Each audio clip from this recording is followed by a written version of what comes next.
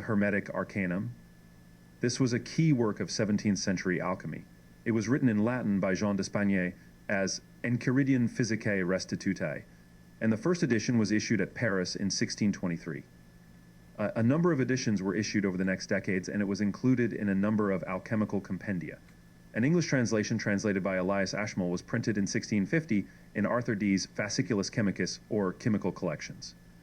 The secret work of the Hermetic philosophy, wherein the secrets of nature and art concerning the matter of the philosopher's stone and the manner of working are explained in an authentic and orderly manner. The work of an anonymous author, Penes nos undatagi. 1. The beginning of this divine science is the fear of the Lord, and its end is charity and love toward our neighbor. The all-satisfying golden crop is properly devoted to the rearing and endowing of temples and hospices. For whatsoever the Almighty freely bestoweth on us, we should properly offer again to him. So also, countries grievously oppressed may be set free, prisoners unduly held captive may be released, and souls almost starved may be relieved. 2. The light of this knowledge is the gift of God, which by his will he bestoweth upon whom he pleaseth. Let none therefore set himself to the study hereof, until having cleared and purified his heart, he devote himself wholly unto God, and be emptied of all affection and desire unto the impure things of this world. 3. The science of producing nature's grand secret is a perfect knowledge of universal nature and of art concerning the realm of metals. The practice thereof is conversant with finding the principles of metals by analysis, and after they have been made much more perfect, to conjoin them otherwise than they have been before, that from thence may result a Catholic medicine, most powerful to perfect imperfect metals and for restoring sick and decayed bodies of any sort soever. 4. Those that hold public honors and offices, or be always busied with private and necessary occupations, let them not strive to attain unto the acme of this philosophy. For it requireth the whole man's, and being found, it possesseth him, and he being possessed, it debarreth him from all other long and serious employments, for he will esteem other things as strange, and of no value unto him. 5. Let him that is desirous of this knowledge clear his mind from all evil passions, especially pride, which is an abomination to heaven, and is as the gate of hell. Let him be frequent in prayer and charitable. Have little to do with the world. Abstain from company keeping, enjoy constant tranquility, that the mind may be able to reason more freely in private, and be highly lifted up. For unless it be kindled with a beam of divine light, it will not be able to penetrate these hidden mysteries of truth. 6. The alchemists who have given their minds to their well-nigh innumerable sublimations, distillations, solutions, congealations, to manifold extraction of spirits and tinctures, and other operations more subtle than profitable, and so have distracted themselves by a variety of errors as so many tormentors, will never be inclined again by their own genius to the plain way of nature and light of truth, from whence their industrious subtlety hath twined them, and by twinings and turnings, as by the Libyan quicksands, hath drowned their entangled wits. The only hope of safety for them remaineth in finding out a faithful guide and master, who may make the sun clear and conspicuous unto them, and free themselves from darkness. 7. A studious tyro of a quick wit, constant mind, inflamed with the study of philosophy, very skillful in natural philosophy, of a pure heart, complete in manners, mightily devoted to God. Though ignorant of practical chemistry, may with confidence enter into the highway of nature and peruse the books of the best philosophers. Let him seek out an ingenious and sedulous companion for himself, and not despair of obtaining his desire. 8. Let a student of these secrets carefully beware of reading or keeping company with false philosophers. For nothing is more dangerous to a learner of any science than the company of an unskilled or deceitful man by whom erroneous principles are stamped as true, whereby a simple and credulous mind is seasoned with false doctrine. 9. Let a lover of truth make use of few authors, but of the best note and experienced truth, let him suspect things that are quickly understood, especially in mystical names and secret operations. For truth lies hid in obscurity, for philosophers never write more deceitfully than when plainly, nor ever more truly than when obscurely. 10. As for the authors of chiefest note, who have discoursed both acutely and truly of the secrets of nature and hidden philosophy, Hermes and Maurianus Romanus amongst the ancients are in my judgment of the highest esteem, amongst the moderns, Count Trevisan, and Ramundus Lullius are in greatest reverence with me. For what that most acute doctor hath omitted, none almost hath spoken. Let a student therefore peruse his works, yea, let him often read over his former testament and codicil, and accept them as a legacy of very great worth. To these 2 volumes let him add both his volumes of practice, out of which works all things desirable may be collected. especially the truth of the first matter, of the degrees of fire, and the regimen of the whole, wherein the final work is finished, and those things which our ancestors so carefully labored to keep secret. The occult causes of things and the secret motions of nature are demonstrated nowhere more clearly and faithfully. Concerning the first and mystical water of the philosophers he hath set down few things, yet very pithily. 11. As for that clear water sought for by many, found by so few, yet obvious and profitable unto all, which is the basis of the philosopher's work, a noble Pole, not more famous for his learning than subtlety of wit, who wrote anonymously, but whose name notwithstanding a double anagram hath betrayed, hath in his novum Lumen Chemicum, Parabola and Enigma, as also in his tract on sulphur, spoken largely and freely enough, yea, he hath expressed all things concerning it so plainly, that nothing can be more satisfactory to him that desireth knowledge. 12. Philosophers do usually express themselves more pithily in types and enigmatical figures as by a mute kind of speech than by words.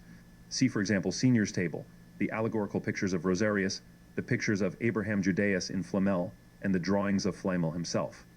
Of the later sort, the rare emblems of the most learned Michael Maieris, wherein the mysteries of the ancients are so fully opened, and as new perspectives they present antiquated truth, and though designed remote from our age, yet are near unto our eyes, and are perfectly to be perceived by us. 13. Whosoever affirmeth that the philosopher's grand secret is beyond the powers of nature and art, he is blind, because he ignores the forces of Sol and Luna. 14. As for the matter of their hidden stone, philosophers have written diversely, so that very many disagreeing in words do nevertheless very well agree in the thing, nor doth their different speech argue the science ambiguous or false, since the same thing may be expressed with many tongues, by divers expressions, and by a different character. And also one and many things may be spoken of after diverse manners. Let the studious reader have a care of the manifold significations of words, for by deceitful windings and doubtful, yea, contrary speeches, as it should seem, philosophers wrote their mysteries, with a desire of veiling and hiding, yet not of sophisticating or destroying the truth, and though their writings abound with ambiguous and equivocal words, yet about none do they more contend than in hiding their golden branch, which all the groves with shadows overcast, and gloomy valleys hide, nor yieldeth it to any force, but readily and willingly will follow him. Who knows Dame Venus' birds, and him to whom of doves a lucky pair sent from above shall hover about his ear. 16. Whosoever seeketh the art of perfecting and multiplying imperfect metals, beyond the nature of metals, goes in error, for from metals the metals are to be derived, even as from man, mankind, and from an ox only is that species to be obtained. 17. Metals, we must confess, cannot be multiplied by the instinct and labor of nature only, yet we may affirm that the multiplying virtue is hid in their depths, and manifested itself by the help of art. In this work, nature standeth in need of the aid of art, and both do make a perfect whole.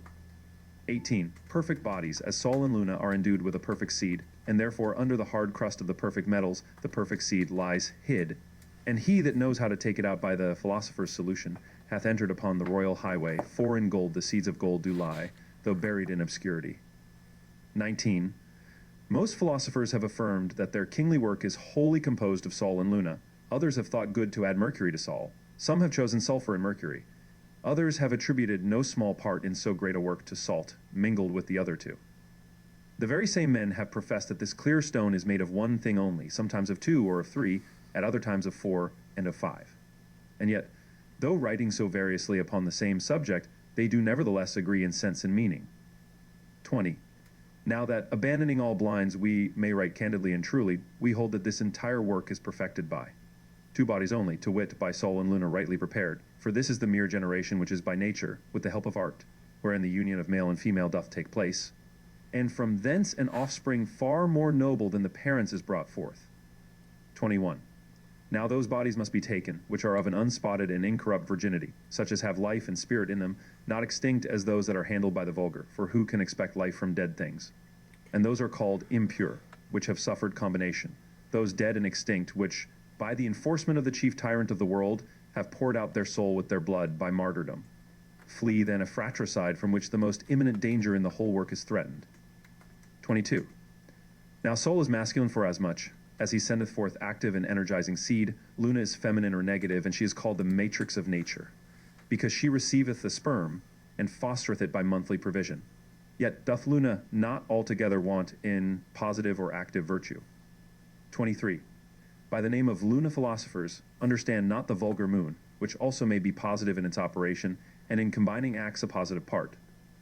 Let none therefore presume to try the unnatural combination of two positives, neither let him conceive any hope of issue from such association. But he shall join Gabridius to Bea, and offer sister to brother in firm union, that from thence he may receive Sol's noble son. 24. They that hold sulfur and mercury to be the first matter of the stone, by the name of sulfur they understand Sol, by mercury the philosophic Luna. So, without dissimulation, good Lullius adviseth his friend that he attempt not to work without mercury and Luna for silver, nor without mercury and Sol for gold. 25. Let none therefore be deceived by adding a third to two, for love admitteth not a third, and wedlock is terminated in the number of two. Love further extended is not matrimony. Nevertheless, spiritual love polluteth not any virgin. Bea might therefore without fault before her betrothal to Gabridius have felt spiritual love, to the end that she might thereby be made more cheerful, more pure and fitter for union. 27. Procreation is the end of lawful wedlock. Now that the progeny may be born more vigorous and active, let both the combatants be cleansed from every ill and spot before they are united in marriage. Let nothing superfluous cleave unto them, because from pure seed comes a purified generation. And so the chaste wedlock of Sol and Luna shall be finished when they shall enter into combination and be conjoined.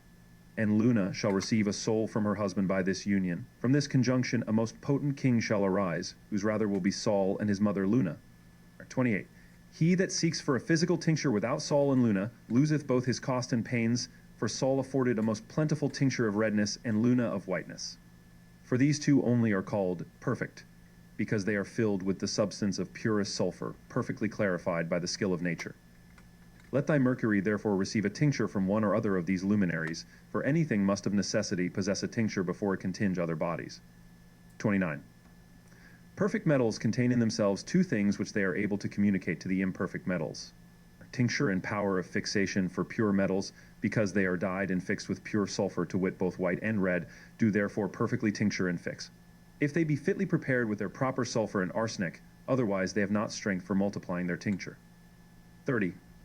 Mercury is alone among the imperfect metals, fit to receive the tincture of Sol and Luna in the work of the philosopher's stone.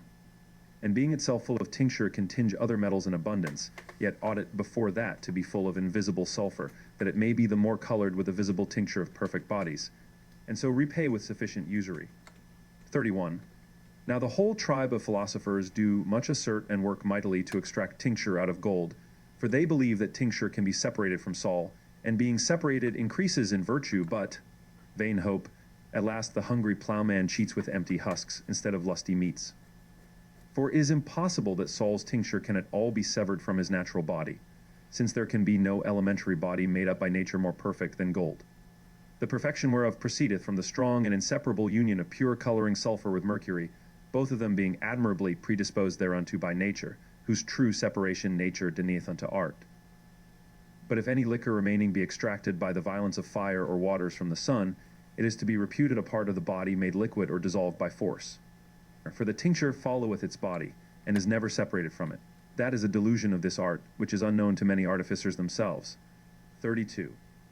Nevertheless it may be granted, that tincture may be separable from its body, yet, we must confess, it cannot be separated without the corruption of the tincture, as when artists offer violence to the gold destroying by fire, or use aqua fortis, thus rather corroding than dissolving. The body therefore, if despoiled of its tincture and golden fleece, must needs grow base, and as an unprofitable heap, turn to the damage of its artificer, and the tincture thus corrupted can only have a weaker operation. 33. Let alchemists in the next place cast their tincture into mercury, or into any other imperfect body, and as strongly conjoin both of them as their art will permit, yet shall they fail of their hopes in two ways. First, because the tincture will neither penetrate nor color beyond nature's weight and strength, and therefore no gain will accrue from thence to recompense the expense and countervail the loss of the body spoiled, and thus of no value. So want is poor mortal's wages, when his toil produces only loss of pain and oil. Lastly, that debased tincture applied to another body will not give that perfect fixation and permanency required to endure a strong trial and resist searching Saturn. 34. Let them therefore that are desirous of alchemy, and have hitherto followed impostors and mountebanks, found a retreat, spare no time nor cost, and give their minds to a work truly philosophical. Lest the Phrygians be wise too late, and at length be compelled to cry out with the prophet, "Strangers have devoured his strength." 35. In the philosopher's work more time and toil than cost is expended, for he that hath convenient matter need be at little expense. Besides, those that hunt after great store of money, and place their chief end in wealth, they trust more to their riches than their own art. Let therefore the too credulous tyro beware of pilfering pickpockets, for while they promise golden mountains, they lay in wait for gold, they demand bright gold, viz., money beforehand, because they walk in evil and darkness. 36. As those that sail between Scylla and Charybdis are in danger from both sides, unto no less hazard art they subject, who pursuing the prize of the golden fleece are carried between the uncertain rocks of the sulphur and mercury of the philosophers. The more acute students, by their constant reading of grave and credible authors, and by the radiant sunlight, have attained unto the knowledge of sulphur, but are at a stand at the entrance of their search for the philosopher's mercury. For writers have twisted it with so many windings and meanderings, involved it with so many equivocal names, that it may be sooner met with by the force of the seeker's intuition than be found by reason or toil. That philosophers might the deeper hide their mercury in darkness, they have made it manifold, and placed their mercury yet diversely in every part and in the forefront of their work. Nor will he attain unto a perfect knowledge thereof, who shall be ignorant of any part of the work. 38. Philosophers have acknowledged their mercury to be threefold, to wit, after the absolute preparation of the first degree, the philosophical sublimation, for then they call it their mercury, and mercury sublimated. 39. Again, in the second preparation, that which by authors is styled the first, because they omit the first soul being now made crude again, and resolved into his first matter, is called the mercury of such like bodies, or the philosopher's mercury. Then the matter is called rebus, chaos, or the whole world, wherein are all things necessary to the work, because that only is sufficient to perfect the stone. 40. Thirdly, the philosophers do sometimes call perfect elixir in coloring medicine their mercury, though improperly, for the name of mercury doth only properly agree with that which is volatile, besides that which is sublimated in every region of the work. They call mercury, but elixir, that which is most fixed, cannot have the simple name of mercury, and therefore they have styled it their mercury to differentiate it from that which is volatile. A straight may is only laid down for some to find out and discern so many mercuries of the philosophers for those only, whom just and mighty Jove advanceth by the strength of love, or such who brave heroic fire, makes from dull earth to heaven aspire. 41. The elixir is called the philosopher's mercury for the likeness, and great conformity it hath with heavenly mercury, for to this, being devoid of elementary qualities, heaven is believed to be most propitious, and that changeable Proteus puts on and increaseth the genius and nature of other planets, by reason of opposition, conjunction, and aspect. In like manner this uncertain elixir worketh, for being restricted to no proper quality, it embraceth the quality and disposition of the thing wherewith it is mixed, and wonderfully multiplieth the virtues and qualities thereof. 42. In the philosophical sublimation or first preparation of mercury, Herculean labor must be undergone by the workman, for Jason had in vain attempted his expedition to Colchos without Alcides. One from on high a golden fleece displays, which shews the entrance. Another says how hard a task you'll find. For the entrance is warded by horned beasts, which drive away those that approach rashly thereunto, to their great hurt. Only the ensigns of Diana and the doves of Venus are able to assuage their fierceness, if the fates favor the attempt. 43. The natural quality of philosophical earth, and the tillage thereof, seems to be touched upon by the poet in this verse. Let sturdy oxen when the year begins plow up the fertile soil, for Zephyrus then destroys the sodden clods. 44. He that calleth the philosophers Luna, or their mercury, the common mercury, doth wittingly deceive, or is deceived himself.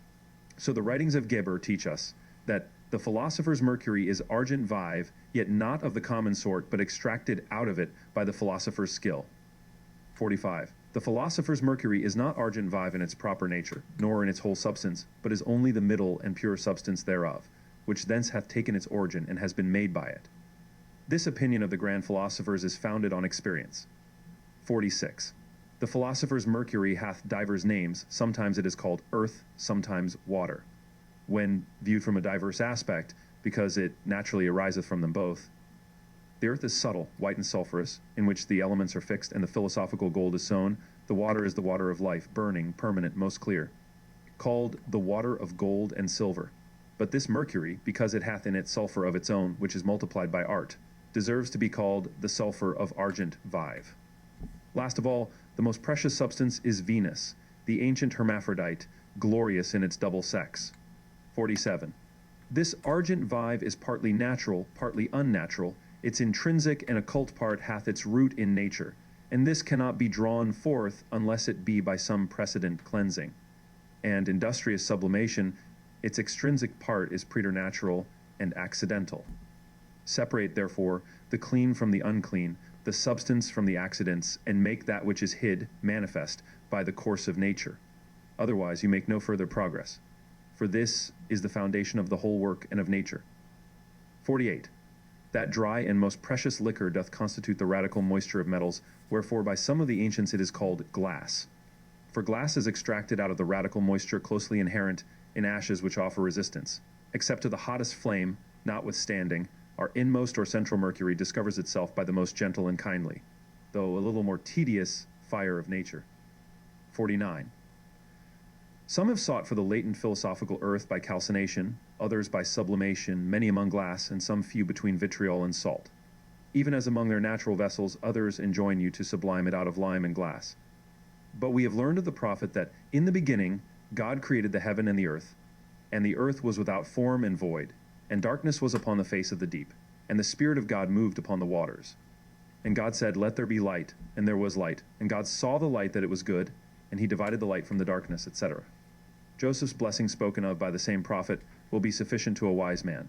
Blessed of the Lord be his land, for the apples of heaven, for the dew, and for the deep that liveth beneath, for the apples of fruit both of sun and moon, for the top of the ancient mountains, for the apples of the everlasting hills, etc. Pray the Lord from the bottom of thy heart, my son, that he would bestow upon thee a portion of this blessed earth. 50. Argent vive is so defiled by original sin that it floweth with a double infection. The first it hath contracted from the polluted earth, which hath mixed itself therewith in the generation of argent vive, and by condolation hath cleaved thereunto. The second borders upon the dropsy, and is the corruption of intercutal water, proceeding from thick and impure water, mixed with the clear, which nature was not able to squeeze out and separate by constriction, but because it is extrinsic, it flies off with a gentle heat. The mercury's leprosy infesting the body is not of its root and substance, but accidental, and therefore separable from it. The earthly part is wiped off by a warm wet bath in the laver of nature. The watery part is taken away by a dry bath with that gentle fire suitable to generation. And thus by a threefold washing and cleansing the dragon putteth off his old scales, and ugly skin is renewed in beauty. 51. The philosophical sublimation of mercury is completed by two processes, namely by removing things superfluous from it, and by introducing things which are wanting. In superfluities are the external accidents, which in the dark sphere of Saturn do make cloudy, glittering Jupiter. Separate therefore the leaden color of Saturn, which cometh up out of the water, until Jupiter's purple star smile upon thee. Add hereunto the sulfur of nature, whose grain and ferment it hath in itself, so much as sufficeth it, but see that it be sufficient for other things also. Multiply therefore that invisible sulfur of the philosophers until the virgin's S-milk come forth, and so the first gate is opened unto thee. 52. The entrance of the philosopher's garden is kept by the Hesperian dragon, which being put aside, a fountain of the dearest water proceeding from a sevenfold spring floweth forth on every side of the entrance of the garden, wherein make the dragon drink thrice the magical number of 7, until having drunk he put off his hideous garments. Then may the divine powers of light, bringing Venus and horned Diana, be propitious unto thee. 53. 3 kinds of most beautiful flowers are to be sought. And may he found in this garden of the wise damask-colored violets, the milk-white lily, and the purple and immortal flower of love, the amaranth. Not far from that fountain at the entrance, fresh violets do first salute thee, which being watered by streams from the great golden river, they put on the most delicate color of the dark sapphire. Then Sol will give thee a sign. Thou shalt not sever such precious flowers from their roots, until thou make the stone. For the fresh ones cropped off have more juice and tincture, and then pick them carefully with a gentle and discreet hand. If the fates frown not, this will easily follow, and one white flower being plucked, the other golden one will not be wanting. Let the lily and the amaranth succeed with still greater care and longer labor. 54. Philosophers have their sea also, wherein small fishes plump and shining with silver scales are generated, which he that shall entangle, and take by a fine and small net, shall be accounted a most expert fisherman. 55. The philosopher's stone is found in the oldest mountains, and flows from everlasting brooks. Those mountains are of silver, and the brooks are even of gold. From thence gold and silver and all the treasures of kings are produced. 56. Whosoever is minded to obtain the philosopher's stone, let him resolve to take a long peregrination, for it is necessary that he go to see both the Indies, that from thence he may bring the most precious gems and the purest gold. 57. Philosophers extract their stone out of 7 stones, the 2 chief whereof are of a diverse nature and efficacy. The one infuseth invisible sulphur, the other spiritual mercury. That one induceth heat and dryness, and this one cold and moisture. Thus, by their help, the strength of the elements is multiplied in the stone. The former is found in the eastern coast, the latter in the western. Both of them have the power of coloring and multiplying, and unless the stone shall take its first tincture from them, it will neither color nor multiply. 58. Recipe then, the winged virgin very well washed and cleansed, impregnated by the spiritual seed of the first male, and fecundated in the permanent glory of her untouched virginity. She will be discovered by her cheeks dyed with a blushing color. Join her to the second, by whose seed she shall conceive again, and shall in time bring forth a reverend offspring of double sex, from whence an immortal race of most potent kings shall gloriously arise. 59. Keep up and couple the eagle and lion well cleansed in their transparent cloister, the entry door being shut, and watch lest their breath go out, or the air without due privily get in. The eagle shall snap up and devour the lion in this combination, afterwards being affected with a long sleep, and a dropsy occasioned by a foul stomach, she shall be changed by a wonderful metamorphosis into a coal-black crow, which shall begin to fly with wings stretched out, and by its flight shall bring down Mater from the clouds, until being often moistened, he put off his wings of his own accord.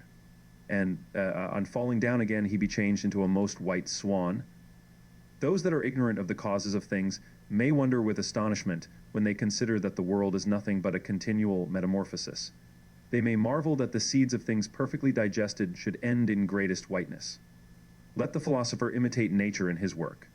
60. Nature proceedeth thus in making and perfecting her works, that from an inchoate generation it may bring a thing by divers means, as it were by degrees.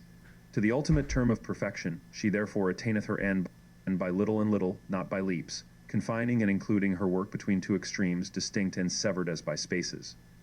The practice of philosophy, which is the imitator of nature, ought not to decline from the way and example of nature in its working and direction to find out its happy stone. For whatsoever is without the bounds of nature is either an error or is near one. 61. The extremes of the stone are natural argent vive and perfect elixir. The middle parts which lie between, by help whereof the work goes on, are of 3 sorts. For they either belong unto matter, or operations, or demonstrative signs. The whole work is perfected by these extremes and means. 62. The material means of the stone are of divers kinds, for some are extracted out of others successively. The first are mercury philosophically sublimated in perfect metals, which, although they be extreme in the work of nature, yet in the philosophical work they supply the place of means. Of the former the seconds are produced, namely, the 4 elements, which again are circulated and fixed. Of the seconds, the third is produced, to wit, sulphur. The multiplication hereof doth terminate the first work. The 4th and last means are leaven, or ointments, weighed with the mixture of the things aforesaid, successively produced in the work of the elixir. By the right ordering of the things aforesaid, the perfect elixir is finished, which is the last term of the whole work, wherein the philosopher's stone resteth as in its center, the multiplication whereof is nothing else than a short repetition of the previous operations.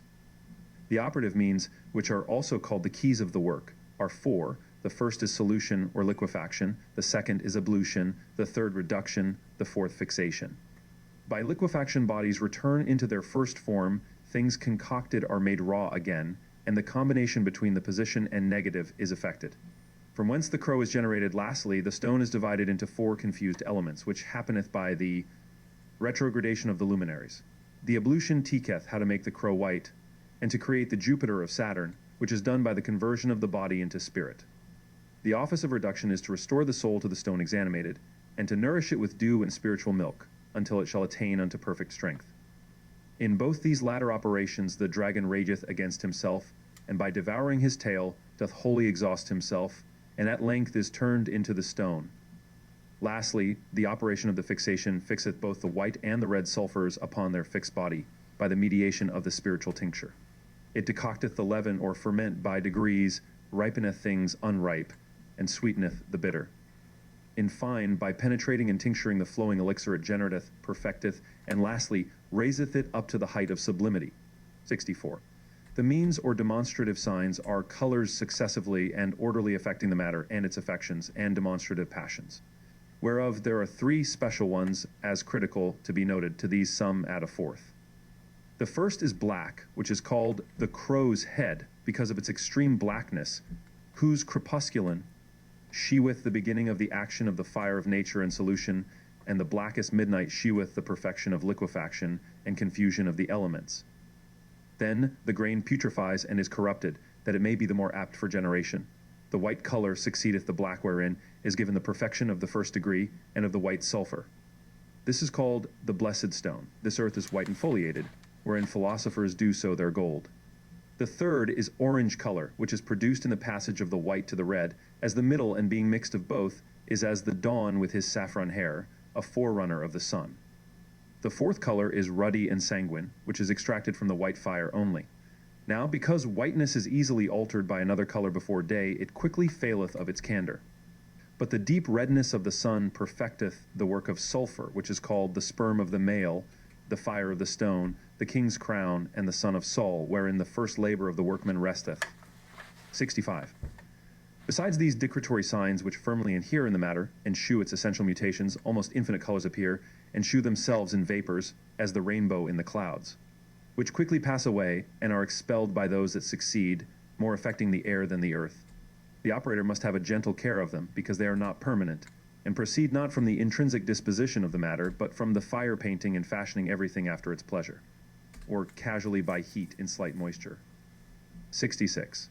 Of the strange colors, some appearing out of time, give an ill omen to the work, such as the blackness renewed, for the crow's young ones, having once left their nest, are never to be suffered to return. Too hasty redness, for this once, and in the end only, gives a certain hope of the harvest. If, therefore, the matter become red too soon, it is an argument of the greatest aridity, not without great danger, which can only be averted by heaven alone, forthwith bestowing a shower upon it. 67. The stone is exalted by successive digestions, as by degrees, and at length attaineth to perfection. Now 4 digestions agreeable to the 4 above-said operations or governments do complete the whole work, the author whereof is the fire, which makes the difference between them. 68. The first digestion operateth the solution of the body, whereby comes the first conjunction of male and female, the commixion of both seeds, putrefactium, the resolution of the elements into homogeneous water, the eclipse of the sun and moon in the head of the dragon, and lastly it bringeth back the whole world into its ancient chaos and dark abyss. This first digestion is as in the stomach, of a melon color and weak, more fit for corruption than generation. 69. In the second digestion, the Spirit of the Lord walketh upon the waters, the light begins to appear, and a separation of waters from the waters occurs, Sol and Luna are renewed. The elements are extracted out of the chaos, that being perfectly mixed in spirit they may constitute a new world, a new heaven and new earth are made, and lastly all bodies become spiritual. The crow's young ones changing their feathers begin to pass into doves, the eagle and lion embrace one another in an eternal league of amity. And this generation of the world is made by the fiery spirit descending in the form of water, and wiping away original sin, for the philosopher's water is fire, which is moved by the exciting heat of a bath. But see that the separation of waters be done in weight and measure, lest those things that remain under heaven be drowned under the earth, or those things that are snatched up above the heaven, be too much destitute of aridity. Here let slight moisture leave a barren soil. 70. The third digestion of the newly generated earth drinketh up the dewy milk, and all the spiritual virtues of the quintessence, and fasteneth the quickening soul to the body by the Spirit's mediation. Then the earth layeth up a great treasure in itself, and is made like the coruscating moon, afterwards like to the ruddy sun. The former is called the earth of the moon, the latter the earth of the sun, for both of them are beget of the copulation of them both. Neither of them any longer feareth the pains of the fire, because both want all spots, for they have been often cleanseth from sin by fire, and have suffered great martyrdom, until all the elements are turned downward. 71. The fourth digestion consummateth all the mysteries of the world, and the earth being turned into most excellent leaven, it leaveneth all imperfect bodies, because it hath before passed into the heavenly nature of quintessence. The virtue thereof, flowing from the spirit of the universe, is a present panacea and universal medicine for all the diseases of all creatures. The digestions of the first work being repeated, will open to thee the philosopher's secret furnace. Be right in thy works, that thou mayest find God favorable, otherwise the plowing of the earth will be in vain, nor will the expected harvest irrequite the greedy husbandman. 72. The whole progress of the philosopher's work is nothing but solution and congelation, the solution of the body. and congelation of the spirit. Nevertheless, there is but one operation of both. The fixed and volatile are perfectly mixed and united in the spirit, which cannot be done unless the fixed body be first made soluble and volatile. By reduction is the volatile body fixed into a permanent body, and volatile nature doth at last change into a fixed one, as the fixed nature had before passed into volatile. Now, so long as the natures were confused in the spirit, that mixed spirit keeps a middle nature between body and spirit, fixed and volatile. 73. The generation of the stone is made after the pattern of the creation of the world, for it is necessary that it have its chaos and first matter, wherein the confused elements do fluctuate, until they be separated by the fiery spirit. They being separated, the light elements are carried upwards, and the heavy ones downwards, the light arising. Darkness retreats, the waters are gathered into one place, and the dry land appears. At length the two great luminaries arise, and mineral, vegetable, animal are produced in the philosopher's earth. 74th. God created Adam out of the mud of the earth, wherein were inherent the virtues of all the elements, of the earth and water especially, which do more constitute the sensible and corporeal heap. Into this mass God breathed the breath of life, and enlivened it with the Son of the Holy Spirit. He gave Eve for a wife to Adam, and blessing them he gave unto them a precept and the faculty of multiplication. The generation of the philosopher's stone is not unlike the creation of Adam, for the mud was made of a terrestrial and ponderous body dissolved by water, which deserved the excellent name of terra adamica, wherein all the virtues and qualities of the elements are placed. At length, the heavenly soul is infused thereinto by the medium of the quintessence and solar influx, and by the benediction and dew of heaven. The virtue of multiplying ad infinitum by the intervening copulation of both sexes is given it. 75. The chief secret of this work consisteth in the manner of working, which is wholly employed about the elements. For the matter of the stone passeth from one nature into another. The elements are successively extracted, and by turns obtain dominion. Everything is agitated by the circles of humidum and siccum, until all things be turned downwards, and there rest. 76. In the work of the stone, the other elements are circulated in the figure of water, for the earth is resolved into water, wherein are the rest of the elements. The water is sublimated into vapor, vapor retreats into water, and so by an unwearied circle is the water moved, until it abide fixed downwards, now that being fixed all the elements are fixed. Thus into it they are resolved, by it they are extracted, with it they live and die, the earth is the tomb, and last end of all. 77. The order of nature requireth that every generation begin from humidum and in humidum. In the philosopher's work, nature is to be reduced into order, that so the matter of the stone, which is terrestrial, compact, and dry, in the first place, may be dissolved and flow into the element of water next unto it. And then Saturn will be generated of Sol. 78. The air succeeds the water, drawn about by 7 circles or revolutions, which is wheeled about with so many circles and reductions, until it be fixed downwards, and Saturn being expelled. Jupiter may receive the scepter and government of the kingdom, by whose coming the philosopher's infant is formed, nourished in the womb, and at length is born, resembling the splendor of Luna in her beautiful and serene countenance. 79. The fire executes the courses of the nature of the elements, extreme fire assisting it, of the hidden is made the manifest, the saffron dyeth the lily, redness possesseth the cheeks of the blushing child now made stronger. A crown is prepared for him against the time of his reign. This is the consummation of the first work, and the perfect rotation of the elements the sign whereof is, when they are all terminated in siccum. And the body void of spirit lieth down, wanting pulse and motion, and thus all the elements are finally resolved into terra. 80. Fire placed in the stone is nature's prince, soul's son and vicar, moving and digesting matter, and perfecting all things therein, if it shall attain its liberty.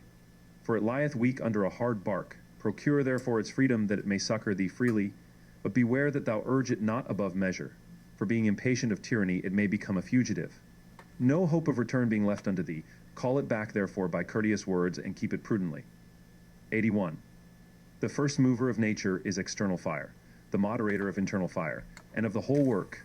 Let the philosopher therefore very well understand the government thereof, and observe its degrees and points, for from thence the welfare or ruin of the work dependeth.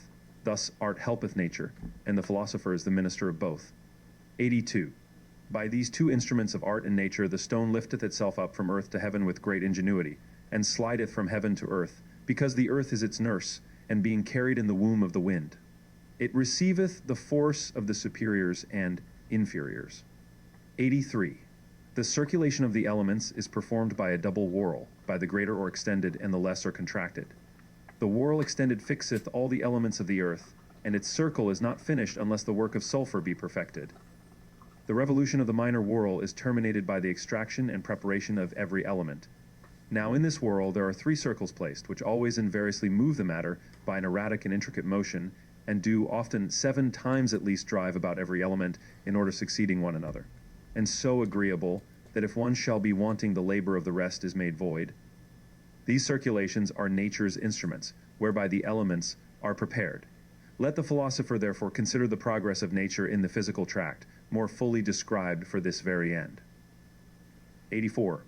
Every circle hath its proper motion, for all the motions of the circles are conversant about the subject of humidum and siccum, and are so concatenated that they produce the one operation. And one only consent of nature, 2 of them are opposite both in respect of their causes and the effects. For one moveth upwards, drying by heat, another downwards. Moistening by cold, a third carrying the form of rest and sleep by digesting, induceth the cessation of both in greatest moderation. 85. Of the 3 circles, the first is evacuation, the labor of which is in extracting the superfluous humidum, and also in separating the pure, clean, and subtle from the gross and terrestrial dregs. Now the greatest danger is found in the motion of this circle, because it hath to do with things spiritual, and makes nature plentiful. 86. 2 things are chiefly to be taken heed of in moving this circle. First, that it be not moved too intensely. The other, that it be not moved for too long a time. Motion accelerated raiseth confusion in the matter, so that the gross, impure, and undigested part may fly out together with the pure and subtle, and the body undissolved be mixed with the spirit, together with that which is dissolved. With this precipitated motion, the heavenly and terrestrial natures are confounded, and the spirit of the quintessence, corrupted by the admixture of earth, is made dull and invalid. By too long a motion, the earth is too much evacuated of its spirit, and is made so languishing, dry, and destitute of spirit, that it cannot easily be restored and recalled to its temperament. Either error burneth up the tincture, or turneth it into flight. 87. The second circle is restoration, whose office is to restore strength to the gasping and debilitated body by potion. The former circle was the organ of sweat and labor, but this of restoration and consolation. The action of this is employed in the grinding and mollifying the earth potter-like, that it may be the better mixed. 88. The motion of this circle must be lighter than that of the former, especially in the beginning of its revolution, lest the crow's young ones be drowned in nest by a large flood, and the growing world be drowned by a deluge. This is the weigher and assayer of measures, for it distributeth water by geometrical precepts. There is usually no greater secret found in the whole practice of the work than the firm and justly weighed motion of this circle, for it informeth the philosopher's infant and inspireth soul and life into him. 89. The laws of this circle's motions are, that it run about gently, and by little and little, and sparingly let forth itself, lest that by making haste it fail from its measure. And the fire inherent be overwhelmed with the waters, the architect of the work grow dull, or also be extinguished. That meat and drink be administered by turns, to the end there may be a better digestion made. And the best temperament of humidum and siccum, for the indissoluble colligation of them both, is the end and scope of the work. Furthermore see, that you add so much by watering, as shall be found wanting in assaying, that restoration may restore so much of the lost strength by corroborating, as evacuation hath taken away by debilitating. 90. Digestion, the last circle, acteth with silent and insensible motion, and therefore it is said by philosophers, that it is made in a secret furnace. It decocteth the nutriment received, and converteth it into the homogeneous parts of the body. Moreover, it is called putrefaction, because as meat is corrupted in the stomach before it passeth into blood and similar parts, so this operation breaketh the aliment with the concocting and stomach heat, and in a manner makes it to putrefy, that it may be the better fixed, and change from a mercurial into a sulphurous nature. Again, it is called inhumation, because by it the spirit is inhumated, as a dead man buried in the ground. But because it goeth most slowly, it therefore needeth a longer time. The 2 former circles do labor especially in dissolving, this in congealing, although all of them work in both ways. 91.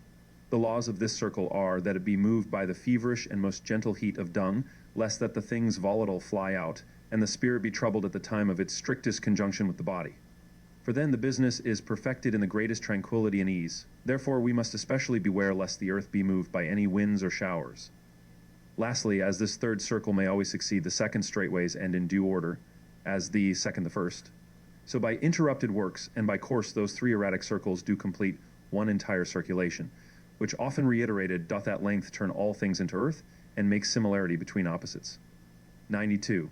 Nature useth fire, so also doth art after its example, as an instrument and mallet in cutting out its works. In both operations, therefore, fire is master and perfecter. Wherefore the knowledge of fire is most necessary for a philosopher, without which, as another Ixion condemned to labor in vain, he shall turn about the whirl of nature to no purpose. 93. The name fire is equivocal amongst philosophers, for sometimes it is used by metonymy for heat, and so there be as many fires as heats. In the generation of metals and vegetables, nature acknowledgeth a threefold fire, to wit, celestial, terrestrial, and innate. The first flows from Sol as its fountain into the bosom of the earth. It stirreth up fumes or mercurial and sulphurous vapors, of which the metals are created, and mixeth itself amongst them. It stirreth up that torpid fire which is placed in the seeds of vegetables, and addeth fresh sparks unto it, as a spur to vegetation. The second lurketh in the bowels of the earth, by the impulse and action whereof the subterraneous vapors are driven upwards as through pores and pipes, and thrust outwards from the center towards the surface of the earth, both for the composition of metals, where the earth swelleth up, as also for the production of vegetables, by putrefying their seeds, by softening and preparing them for generation. The third fire, viz. Innate, is also indeed solar. It is generated of a vapid smoke of metals, and also being infused with a monthly provision grows together with the humid matter, and is retained as in a prison, or more truly, as form is conjoined with the mixed body, it firmly inhereth in the seeds of vegetables, until being solicited by the point of its father's rays it be called out. Then motion intrinsically moveth and informeth the matter, and becomes the moulder and dispenser of the whole mixture. In the generation of animals, celestial fire doth insensibly cooperate with the animal, for it is the first agent in nature, for the heat of the female answereth to terrestrial fire. When the seed putrefies, this warmth prepareth it. For truly the fire is implanted in the seed, then the son of soul disposeth of the matter, and being disposed, he informeth it. 94. Philosophers have observed a threefold fire in the matter of their work, natural, unnatural, and contranatural. The natural they call the fiery celestial spirit innate, kept in the profundity of matter, and most strictly bound unto it, which by the sluggish strength of metal grows dull, until being stirred up and freed by the philosopher's discretion and external heat, it shall have obtained a faculty of moving its body dissolved, and so it may inform its humid matter by enfolding penetration, dilatation, and congelation. In every mixed body, natural fire is the principle of heat and motion. Unnatural fire they name that which being procured and coming from without is introduced into the matter artificially, that it may increase and multiply the strength of the natural heat. The fire contrary to nature they call that which putrefieth the compositum, and corrupteth the temperament of nature. It is imperfect, because, being too weak for generation, it is not carried beyond the bounds of corruption, such as the fire or heat of the menstruum. Yet it hath the name improperly of fire against nature, because in a manner it is according to nature, for although it destroys the specific form and corrupteth the matter, yet it disposeth it for reproduction. 95. It is more credible, nevertheless, that the corrupting fire, called fire against nature, is not different from the innate, but the first degree of it, for the order of nature requireth. That corruption should precede generation. The fire, therefore, that is innate, agreeable to the law of nature, performeth both. By exciting both successively in the matter, the first of corruption more gentle, stirred up by feeble heat to mollify and prepare the body. The other generation more forcible, moved by a more vehement heat, to animate and fully inform the elementary body disposed of by the former. A double motion doth therefore proceed from a double degree of heat of the same fire. Neither is it to be accounted a double fire. For far better may the name of fire contrary to nature be given to violent and destructive fire. 96. Unnatural fire is converted into natural or innate fire by successive degrees of digestion, and increaseth and multiplieth it. Now the whole secret consisteth in the multiplication of natural fire, which of itself is not able to work above its proper strength, nor communicate a perfect tincture to imperfect bodies, for although it be sufficient to itself, yet hath it not any further power. But being multiplied by the unnatural, which most aboundeth with the virtue of multiplying, doth act far more powerfully, and rehasheth itself beyond the bounds of nature coloring strange and imperfect bodies, and perfecting them, because of its plentiful tincture and the abstruse treasure of multiplied fire. 97. Philosophers call their water fire, because it is most hot, and endued with a fiery spirit, again water is called fire by them. Because it burneth the bodies of perfect metals, more than common fire doth, for it perfectly dissolveth them, whereas they resist our fire, and will not suffer themselves to be dissolved by it. For this cause it is also called burning water. Now that fire of tincture is hid in the belly of the water, and manifests itself by a double effect, viz., of the body's solution and multiplication. 98. Nature useth a double fire in the work of generation, intrinsic and extrinsic, the former being placed in the seeds and mixtures of things, is hid in their center, and as a principle of motion and life doth move and quicken the body, but the latter, extrinsic, whether it be poured down from heaven or earth, raiseth the former as drowned with sleep, and compels it to action, for the vital sparks implanted in the seed stand in need of an external motor, that they may be moved and act. 99. It is even so in the philosopher's work, for the matter of the stone possesseth his interior fire, which is partly innate, partly also is added by the philosopher's art, for those are united and come inward together. Because they are homogeneous, the internal standeth in need of the external, which the philosopher administereth according to the precepts of art and nature, this compelleth the former to move. These fires are as two wheels, whereof the hidden one being moved by the visible one, it is moved sooner or later, and thus art helpeth nature. 100%. The internal fire is the middle agent between the motor and the matter, whence it is, that as it is moved by that, it moveth this. And if so be it shall be driven intensely or remissly, it will work after the same manner in the matter. The information of the whole work dependeth of the measure of external fire. 101.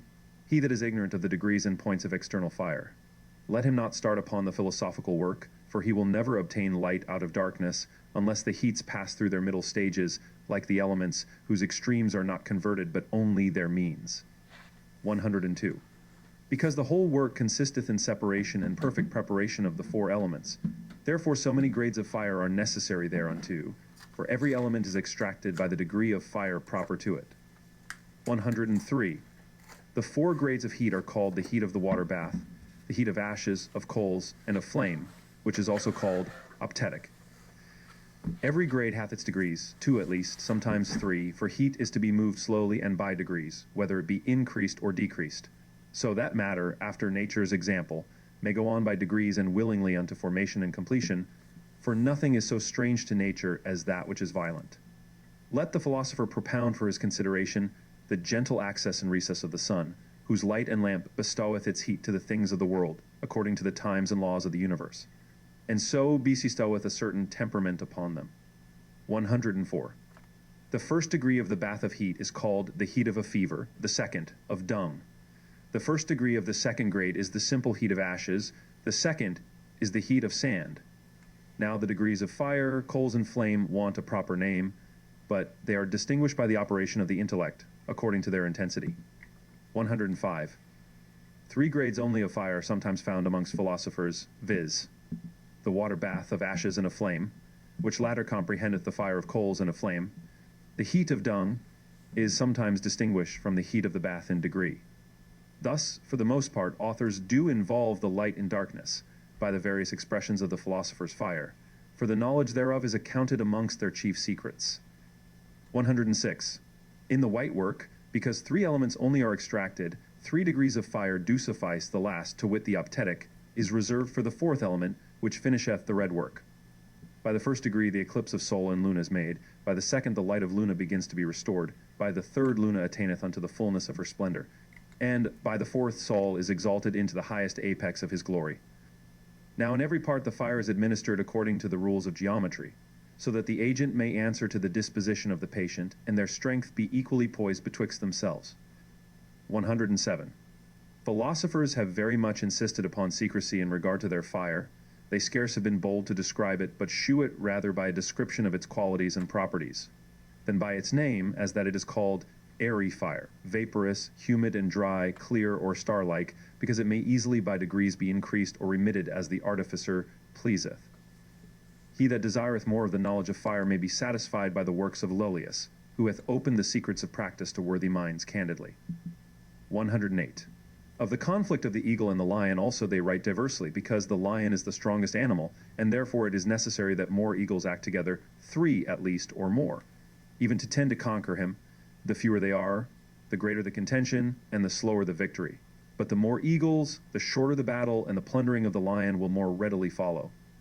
The happier number of 7 eagles may be taken out of Lullius, or of 9 out of Senior, 109. The vessel wherein philosophers decoct their work is twofold, the one of nature. The other of art, the vessel of nature, which is also called the vessel of philosophy, is the earth of the stone, or the female or matrix, whereinto the sperm of the male is received, putrefies, and is prepared for generation. The vessel of nature is of 3 sorts, for the secret is decocted in a threefold vessel. 110. The first vessel is made of a transparent stone, or of a stony glass. The form thereof some philosophers have hid by a certain enigmatic description, sometimes affirming that it is compounded of 2 pieces, to wit, an alembic and a bolt head, sometimes of 3, at other times of the 2 former with the addition of a cover. 111. Many have feigned the multiply of such like vessels to be necessary to the philosophical work, calling them by divers names with the desire of hiding the secret by a diversity of operations. For they called it dissolvent of solutions, putrefactory for putrefaction, distillatory for distillation, sublimatory for sublimation, calcinatory for calcination. A and C, 112. But all deceit being removed, we may speak sincerely. One only vessel of art sufficeth to terminate the work of either sulphur, and another for the work of the elixir. For the diversity of digestions requireth not the change of vessels. Yea, we must have a care lest the vessel be changed or opened before the first work be ended. 113. You shall choose a form of glass vessel round in the bottom, or cucurbit, or at least oval, the neck a hand's breadth long or more, large enough with a straight mouth made like a pitcher or jug, continuous and unbroken, and equally thick in every part, that it may resist a long, and sometimes an acute fire. The cucurbit is called a blind head because its eye is blinded with the hermetic seal, lest anything from without should enter in, or the spirit steal out. 114. The second vessel of art may be of wood, of the trunk of an oak, cut into 2 hollow hemispheres, wherein the philosopher's egg may be cherished till it be hatched, of which see the fountain of Trevisan. 115. The third vessel practitioners have called their furnace, which keeps the other vessels with the matter and the whole work. This also philosophers have endeavored to hide amongst their secrets. 116.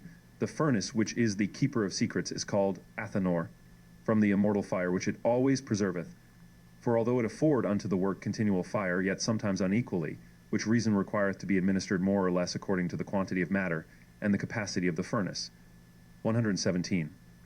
The matter of the furnace is made of brick, or of daubed earth, or of potter's clay well beaten and prepared with horse dung, mixed with hair, so that it may cohere the firmer, and may not be cracked by long heating. Let the walls be 3 or 4 fingers thick, to the end that the furnace may be the better able to keep in the heat and withstand it. 118. Let the form of the furnace be round, the inward altitude of 2 feet or thereabouts, in the midst whereof an iron or brazen plate must be set, of a round figure, about the thickness of a penknife's back, in a manner possessing the interior latitude of the furnace, but a little narrower than it, lest it touch the walls. It must lean upon 3 or 4 props of iron fixed to the walls, and let it be full of holes, that the heat may be the more easily carried upwards by them, and between the sides of the furnace and the plate. Below the plate let there be a little door left, and another above in the walls of the furnace, that by the lower the fire may be put in, and by the higher the temperament of the heat may be sensibly perceived, at the opposite part whereof let there be a little window of the figure of a rhomboid fortified with glass, that the light over against it may shew the colors to the eye. Upon the middle of the aforesaid plate, let the tripod of secrets be placed with a double vessel. Lastly, let the furnace be very well covered with a shell or covering agreeable unto it. And take care that the little doors be always closely shut, lest the heat escape. 119. Thus thou hast all things necessary to the first work, the end whereof is the generation of 2 sorts of sulphur. The composition and perfection of both may be thus finished. The practice of the sulphur. Take a red dragon, courageous, warlike, to whom no natural strength is wanting, and afterwards 7 or 9 noble eagles, virgins, whose eyes will not wax dull by the rays of the sun. Cast the birds with the beast into a clear prison, and strongly shut them up. Under this let a bath be placed, that they may be incensed to fight by the warmth. In a short time they will enter into a long and harsh contention, until at length, about the 45th day or the 50th, the eagles begin to prey upon and tear the beast to pieces, which dying will infect the whole prison with its black and direful poison, whereby the eagles being wounded, they will also be constrained to give up the ghost. From the putrefaction of the dead carcasses, a crow will be generated, which by little and little will put forth its head. And the heat being somewhat increased, it will forthwith stretch forth its wings and begin to fly. But seeking chinks from the winds and clouds, it will long hover about. Take heed that it find not any chinks. At length being made white by a gentle and long rain, and with the dew of heaven it will be changed into a white swan, but the newborn crow is a sign of the departed dragon. In making the crow white, extract the elements, and distill them according to the order prescribed, until they be fixed in their earth, and end in snow-like and most subtle dust, which being finished thou shalt enjoy thy first desire, the white work. 120. If thou intendest to proceed further to the red, add the element of fire, which is not needed for the white work. The vessel therefore being fixed, and the fire strengthened by little and little through its grades, force the matter until the occult begin to be made manifest. The sign whereof will be the orange color arising. Raise the fire to the 4th degree, by its degrees, until by the help of Vulcan, purple roses be generated from the lily. And lastly, the amaranth dyed with the dark redness of blood. But thou mayest not cease to bring out fire by fire, until thou shalt behold the matter terminated in most red ashes, imperceptible to the touch. This red stone may rear up thy mind to greater things, by the blessing and assistance of the Holy Trinity. 121. They that think they have brought their work to an end by perfect sulphur, not knowing nature or art, and to have fulfilled the precepts of the secret, are much deceived, and will try projection in vain, for the praxis of the stone is perfected by a double work. The first is the creation of the sulphur, the second is the making of the elixir. 122. The aforesaid philosopher's sulphur is most subtle earth, most hot and dry, in the belly whereof the fire of nature abundantly multiplied is hidden. Therefore it deserveth the name of the fire of the stone, for it hath in itself the virtue of opening and penetrating the bodies of metals, and of turning them into its own temperament and producing its like. Wherefore it is called a father and masculine seed. 123. That we may leave nothing untouched, let the students in philosophy know that from that first sulphur a second is generated, which may be multiplied ad infinitum. Let the wise man, after he hath got the everlasting mineral of that heavenly fire, keep it diligently. Now of what matter sulphur is generated, of the same it is multiplied, a small portion of the first being added, yet as in the balance. The rest, a tyro may see in Lullius, it may suffice only to point to this. 124. The elixir is compounded of a threefold matter, namely, of metallic water or mercury sublimated as before, of leaven white or red, according to the intention of the operator, and of the second sulphur, all by weight. 125. There are 5 proper and necessary qualities in the perfect elixir, that it be fusible, permanent, penetrating, tincturing, and multiplying. It borroweth its tincture and fixation from the leaven, its penetration from the sulphur, its fusion from argent vive, which is the medium of conjoining tinctures, to wit of the ferment and sulphur, and its multiplicative virtue from the spirit infused into the quintessence. 126. 2 perfect metals give a perfect tincture, because they are dyed with the pure sulphur of nature.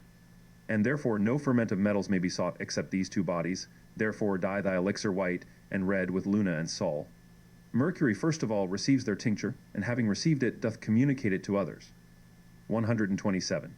In compounding the elixir, take heed you change not, or mix anything with the ferments, for either elixir must have its proper ferment, and desireth its proper elements, for it is provided by nature that the 2 luminaries have their different sulphurs and distinct tinctures. 128. The second work is concocted as the first, in the same or like vessel, the same furnace, and by the same degrees of fire, but is perfected in a shorter time. 129. There are 3 humors in the stone, which are to be extracted successively, namely, watery, airy, and radical. And therefore all the labor and care of the workman is employed about the humor, neither is any other element in the work of the stone circulated beside the humid one. For it is necessary, in the first place, that the earth be resolved and melted into humor.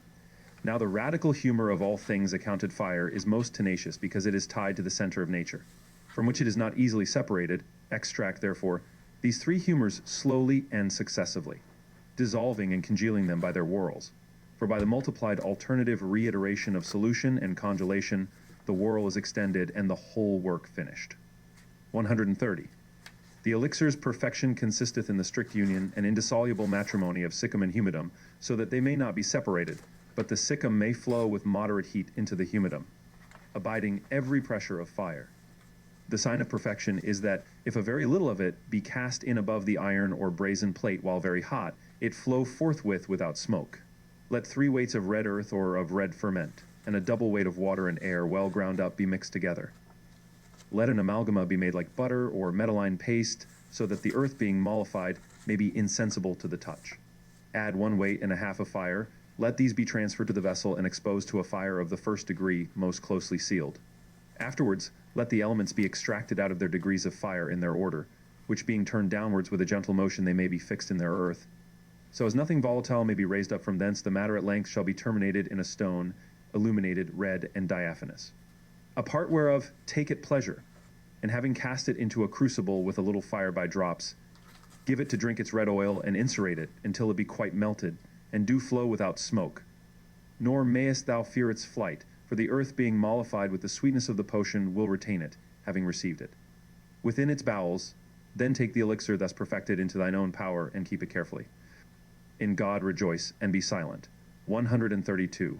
The order and method of composing and perfecting the white elixir is the same, so that thou usest the white elements only in the composition thereof, but the body of it brought to the term of decoction will end in the plate. White, splendid, and crystal-like, which inserated with its white oil will be fused. Cast 1 weight of either elixir upon 10 times its weight of argent vive well washed, and thou wilt admire its effect with astonishment. 133. Because in the elixir the strength of natural fire is most abundantly multiplied by the spirit infused into the quintessence, and the depraved accidents of bodies, which beset their purity and the true light of nature with darkness, are taken away by long and manifold sublimations and digestions. Therefore fiery nature, freed from its fetters, and fortified with the aid of heavenly strength, works most powerfully, being included in this our 5th element. Let it not therefore be a wonder, if it obtains strength not only to perfect imperfect things, but also to multiply its force and power. Now the fountain of multiplication is in the prince of the luminaries, who by the infinite multiplication of his beams begetteth all things in this our orb, and multiplieth things generated by infusing a multiplicative virtue into the seeds of things. 134.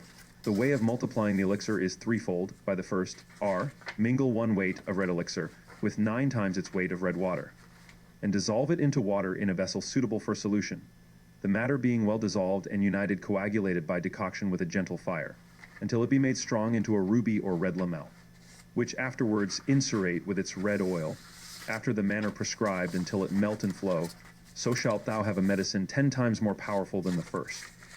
The business is easily finished in a short time. 135. By the second manner. R, what portion thou pleasest of thy elixir mixed with its water, the weights being observed. Seal it very well in the vessel of reduction, dissolve it in a bath by inhumation, being dissolved, distill it separating the elements by their proper degrees of fire, and fixing them downwards, as was done in the first and second work, until it become a stone, lastly, incerate it and project it.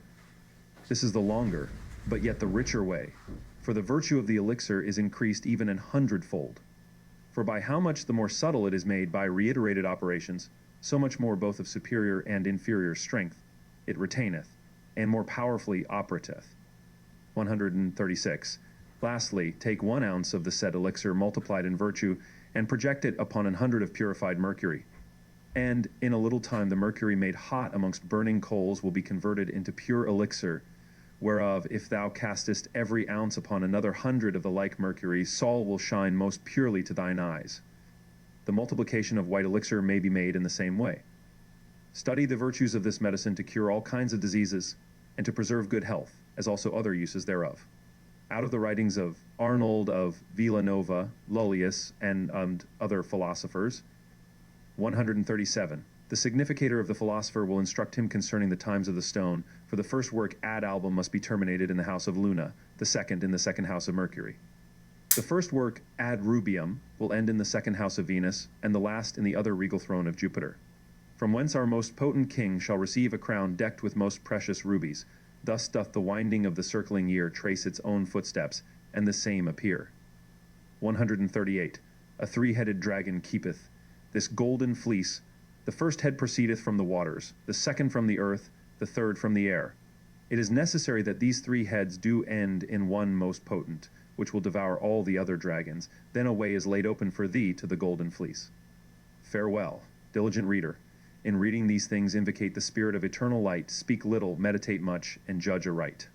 The times of the stone. The interpretation of the philosopher's significator. To every planet 2 houses were assigned by the ancient soul, and Luna accepted, whereof the planet Saturn hath his 2 houses adjoining. Philosophers in handling their philosophical work begin their years in winter, to wit, the sun being in Capricorn, which is the former house of Saturn, and so come towards the right hand. In the second place, the other house of Saturn is found in Aquarius, at which time Saturn, i.e., the blackness of the work of the magistery, begins after the 45th or 50th day. Sol coming into Pisces, the work is black, blacker than black, and the head of the crow begins to appear. The 3rd month being ended, and Sol entering into Aries, the sublimation or separation of the elements begin. Those which follow into Cancer make the work white. Cancer addeth the greatest whiteness and splendor, and doth perfectly fill up all the days of the stone, or white sulfur. Or, the lunar work of sulfur, Luna sitting and reigning gloriously in her house. In Leo, the regal mansion of the sun, the solar work begins, which in Libra is terminated into a ruby stone or perfect sulfur.